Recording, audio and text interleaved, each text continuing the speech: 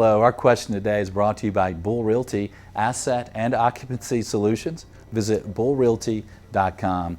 And the question is, Michael, should I make my purchase offer with a letter of intent or a contract? Well, that depends.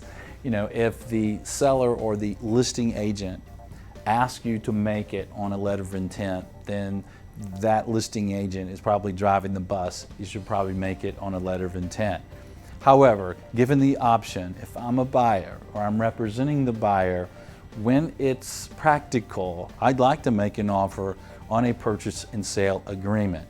Think about it. If the other offers are coming in and they're emailed, and there's letters of intent, and your offer comes in, it's FedExed or hand delivered. There's 6 copies, blue ink, signature, copy of a big earnest money check, and it has all the details of the deal. And maybe you have a cover letter that gives you the LOI, quick look at it. But now the seller has something, if they sign that, then their clock is ticking, or the clock is ticking on due diligence and closing.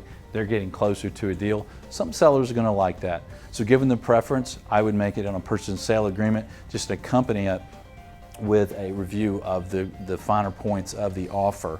But again, when we're a listing agent, we're going to dictate, we're going to drive that bus on what the seller wants and what we want for the seller. But given the option, I'd go with a purchase and sale agreement. Another reason is the letter of intent, once it's executed, you don't really have the deal. You have a letter of intent. And until a contract signed, you do not have equitable title. You do not have control of the property.